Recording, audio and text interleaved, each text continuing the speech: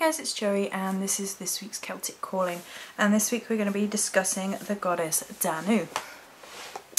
So before we get started, I just thought we would mention once more that these are only my findings, my opinions if you like, my deductions and my analyses of the information available, and quite frequently my feelings and my intuition.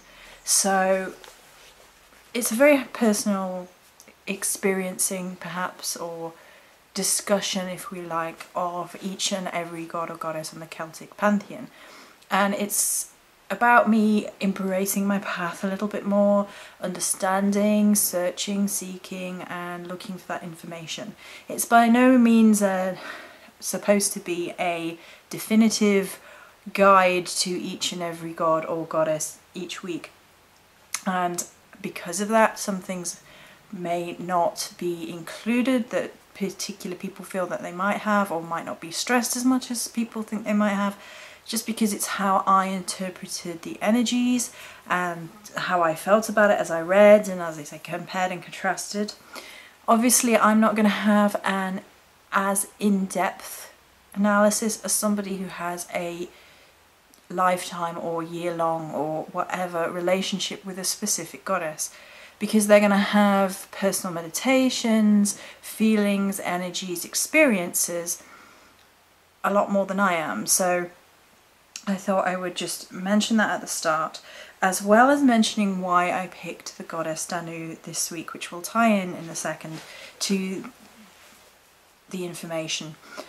So I pulled the Ogum this week, Older of Urin, and the energies of that are between earth and water and rivers, and that betwixt and between. And I had considered Danu last week and it felt not quite right, not quite there yet, and this week with that connection, that earth and river connection, I definitely felt that this was the correct energies for pulling her into the Celtic Calling video.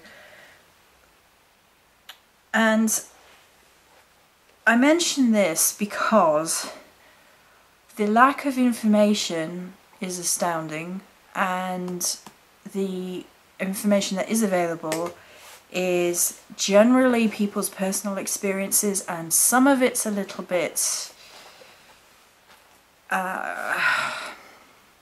there's bias, and there is information which seems a bit odd, and I'm not sure where that's come from.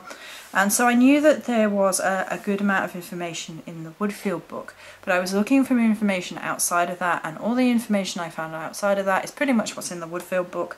So I thought we will just discuss what information is here.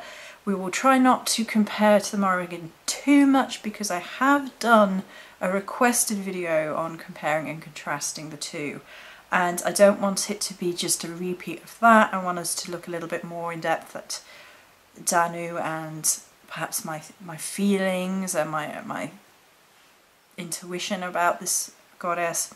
Again, I don't have a personal relationship with this particular goddess, and I feel very much so that to know this particular goddess is to undertake a very long and in-depth personal voyage, because there is no myth, almost no myth, left to us. There is no jumping off point. There is no getting a feel for those themes and things from the spoken and written word of the Celts themselves. So we will discuss, as we go along, information from the Woodfield book. Her name is derived from the root Dan, which means knowledge. She is a goddess of rivers and fertility, and the mother of the Celtic gods. Her name is remembered in the Tuatha De Danann, which literally means the children of the goddess Danu, and in the several names of rivers in Europe, most notably the Danube. She was the mother of the good god Dagda. She was also associated with craftsmanship and smithship. The three smith gods Brian, Ucabar, and Ucha were known as the Tri Di Danan, or the three gods of Danu. In the Libor Kabbalah Eren, the Smiths are said to be the sons of Danu, but in one version of the text they are called the sons of Morrigan, leading some to believe the Morrigan is a darker aspect of Danu. The Morrigan and Danu are linked both directly and indirectly several times. 19th century writers equated Danu with Anu, claiming they were the same goddess. In the Book of Lican, we are told that the Tuatha De Danann were named after the Morrigan's other name, which was Danu. The Morrigan, and it is from her name Danu, the paps of Anna in Lucer are named as well as the Tuatha De Danann. Ravens, the Morrigan's totem animal, were used to represent the Tuatha De Danann in the first battle of Moitora. Before the battle, one of the Filbog kings had a prophetic dream in which a flock of black birds attacked his men. In the battle, the wing of the finest of the birds was cut off. The king's druid interprets the birds to be the Tuatha De Danann and the bird who lost its wings to be their leader Nawada, who later had his arm cut off. If Danu did not have some connection to the Morrigan, it would seem unlikely that the Tuatha De Danann would be described as a flock of black birds, a totem animal that has no real connection to Danu. And we will talk a little bit more about that in a sec. First and foremost, when I was doing some other research, there were some people who were so vehemently against the connections between Morrigan and Danu, to the point where it was kind of offensive to both goddesses at some points. And like, Danu is only a good goddess. She's loving and earthy, and how could she have a wrathful side? Is something I read, and I was like, oh. And from a lot of the text, and there will be more of this in a minute, both goddesses have what I often describe as a primal goddess aspect. So they go back further than the Celtic belief system. They have been derived from energies which have been around a lot longer than just the Celts. You know, it goes back further in time, and it brings into sharp relief the goddess Danu and Morrigan. To throw your water bottle over. The interconnectedness of relationships between gods and goddesses, even over pantheons and over culture, and even over large distances. And it goes back to the roots of things, looking at the interconnectedness of deity. I'm going to discuss that further down in a minute. And I believe is it Hindu? Yeah, it's connectedness with in the Hindu religion, which is fascinating. And the idea of a primal goddess is that they incorporate an energy which is literally primal. It's the beginning of all things, hence the mother aspect, the mother of all the gods. And some people see this in a number of different ways, and of course this is just discussion. It's debate. You can't say one way or another. And some people say, you know, oh, they're very definite, they're very individual, they're very separate. And other people say, you know, they're all strands of the same thing. It's just basically how I would often describe it, and I do have a crystal over there. You'll have to forgive me. I will grab it 1 second.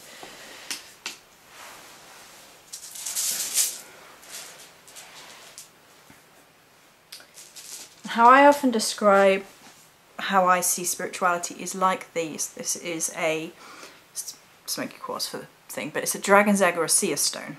So you can't see there, you can see here, and you probably aren't going to see very well, but when you move it around you can see refractions and reflections of light. And I often compare deity or spirituality to one of these. We get a tiny glimpse and we see reflections and refractions of deity, but we don't get the whole thing because we're human. We're not going to understand deity in its vastness because we're having a human experience and our comprehension is limited. And even sometimes I feel mind blown by my relationship with the Morrigan because of her 3 maiden mother crone aspects, which I have discussed as being Anu, Macha and Bave for my interpretation of things. And they even look physically different, but they're all elements of the same goddess. They're all her. It's just her, it's like her shape-shifting is changing, her element is like fluid and flowing and changing, and therefore she is all of these 3 and herself. And even though they appear quite different in the manifestation of them and having a relationship with each aspect of the Morrigan. And I don't see why that cannot be the case with Danu as well, given that she has been given a river aspect. We'll touch on that again in a second. That idea of flowing, of changing, of shape-shifting, of being fluid in motion, of having different ways of interacting with her, especially if she's a primal goddess, then I just don't, it doesn't sit with me that she would be just a river goddess or just an earth goddess or she would just be a mother goddess. Why on earth would she be a creation goddess without the destruction aspect to balance that out?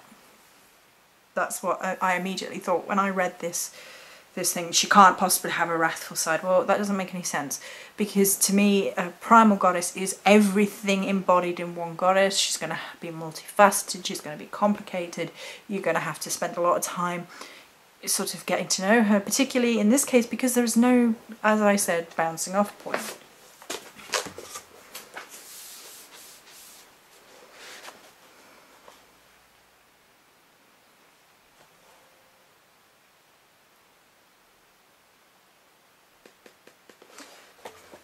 Unfortunately, as with many other Celtic gods, Danu's myths and stories have been lost to us. We know that the Celtic gods can trace their ancestry back to her and that she was the wife of the god Bile. Bile was a god of the dead who escorted souls to the otherworld. This is reminiscent of Nemain and Bave's pairing with Niet, the god of war and death. Like the mating of Morrigan with Dagda, Danu and Bile represent the joining of life and death.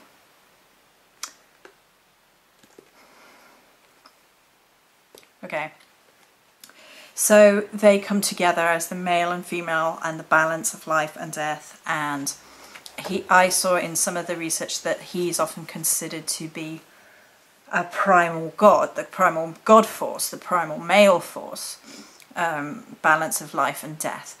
However, for me, I wouldn't necessarily say that, you know, she could only be the creative side and he could only be the destructive side. I'm going to have to go off my intuition here because obviously the story is not there, the myth is not there. But to me, for them to only have one element, one aspect like that to them doesn't make any sense. For her to be the fertile Earth Mother is fine, but I don't believe that's possible without the destructive death side, and I don't believe for him to be the destructive god without having balance. And if you think about it, the pair of them came together and gave birth to all these children, so how can he only be involved in death and because he gave birth to all these babies? Without him, no babies. Without her, no babies. It's a joining. Besides Danu's numerous children, her fertile nature is expressed through her connection to rivers and the element of water. It is no surprise there are so many Celtic river goddesses. To the Celts, water represented the life force and possessed cleaning and healing powers. The rivers nourished the lands, fertilized crops, and sustained livestock. Rivers and bodies of water were entrances to the other world, and offerings to the god were ceremonially deposited into rivers. Swords, jewellery and small figurines representing those seeking cures from ailments have been found in riverbeds throughout the areas inhabited by the Celts. Placing offerings into rivers was a way of transporting the offerings to the other worlds. Wells and springs were often dedicated to a particular goddess, and offerings were left to the goddess of a particular well in a similar fashion. The practice survives today in the form of wishing wells and throwing pennies into a fountain, which I think is fantastic. Wishing wells coming from Celtic mythology. So, she has this river connection, she has rivers named after her, so at least in that we are safe. You know, we have, if we like, that could be our bouncing off point. She has rivers named after her. And the symbology of rivers within Celtic myth, as we've just read, is huge, is vast. It comes up in nearly all, not all, but nearly all, maybe even all, Celtic myths tying to gods and goddesses, because of that deep spiritual connection that the Celts felt for rivers and the realm of the other world and the realm of, you know, the emotions and water and the psyche, and it being deep and mysterious. This is why I picked Danu, as I've already mentioned, the relationship between earth and water, the idea of betwixt and between, of the space between water and earth being quite frequently referred to as a place where you could enter the other world. So caves with rivers going into them are frequently depicted as entrances, doorways to the other world, and this sort of becomes literally watered down into fairy doors, into the fairy realms, and this is why Danu is often cited as Mother of the Sea, S-I-D-H-E, meaning fae, because of the water myths into the Celtic gods becoming fairies. It also brings up a really fantastic notion that she cannot be separate from the death element if she is so tied into rivers which are so tied into otherworld entrances. The realm of the gods was between life and death. It's the otherworld. There is that death, rebirth element that ties into that. We've seen that within cauldron imagery, that life, death and rebirth are inextricably linked, and that's another water flowing motion within the cauldron. But here it's rivers, it's that otherness, that there is something about rivers, and I've always felt this way right from being a very little child, and I was always obsessed with rivers and bridges as a young child. And you think about the fairy tales with things hiding under bridges, being close to the water but not of the water, and through the watering down that becomes fairy tales of trolls and things and hiding under rivers. And that secrecy and that unknown element and that crossing over rivers to this day is utilised in stories to be synonymous with the idea of life and death. And if we want a really modern example, Harry Potter, the tale of the three brothers, they're supposed to die crossing the river and they cheat death. And they get the three objects of power where he basically tricks them. But the whole point of that is crossing a river of you know, they're supposed to die in that river. That's supposed to be them crossing into the other world, and they cheat it. And that can be found throughout a lot of mythology, even in modern references I've just illustrated. And her tying into rivers ties into a lot of other things which I think we all look at today, energy work being one. This is tying a little bit into the ogre-ness, but because of the idea of having healing powers, the rivers having healing powers of the water, and then our energy fields flowing like rivers. So Danu has this connection to healing and rivers, and then therefore our energy force, therefore our life force, therefore tying into her link as a primal goddess again. The ability to heal is never far away from the ability to kill, basically. And therein again lies that primalness, and water being one of the elements. It's also interesting to me that when I picked the Ogre, and definitely wanted Danu for this week's energies, that the idea of Avalon came strongly into this. That Avalon being an island surrounded by water and being considered in the watered down myths as a realm of the Fae, and in the older myths as an entrance to or part of the other world. connected to mystery and magic and prophecy and the Arthurian legends. And of course with the Arthurian legends you have the sword coming out of the water, and here we get mentions of the offerings placed by Celts into water, swords being a prime example. Just another tie-in of rivers and water and entrances to the other world that could theoretically connect back to her primal energy, and again the Morrigan with her Morgan le Fay aspect. So then we go on and we talk about another element that I mentioned of the primal nature.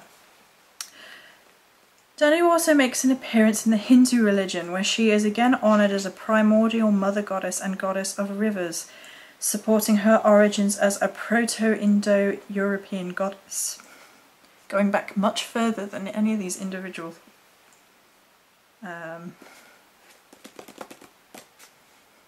denominations. In Sanskrit, her name means waters of heaven. So that again ties into the idea of water being the life force and connected to our energy fields of healing. She was the mother of the serpent Vitra, whose body formed 7 rivers when he was slain. Similarly, the Morrigan's son Mech had serpents in his 3 hearts and was thrown into a river after being slain. In the Welsh tradition, Danu became known as Don, who was also seen as a river goddess and had several rivers named after her in England, Scotland and Russia.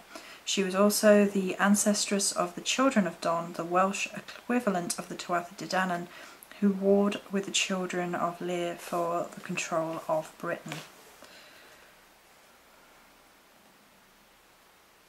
Yeah. More rivers, more synonymous over different spiritual paths, more of that sort of primal goddess tying back that we mentioned earlier.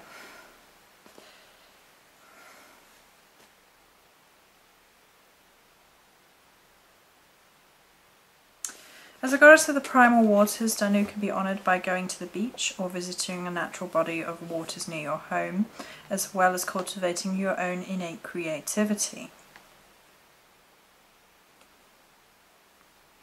Correspondences include blue, green and white, herbs, heather, Irish moss and lotus, stones and gems, moonstone or clear quartz, moon phase, waking moon, full moon, sun phase, dawn, midday, animal totem, none.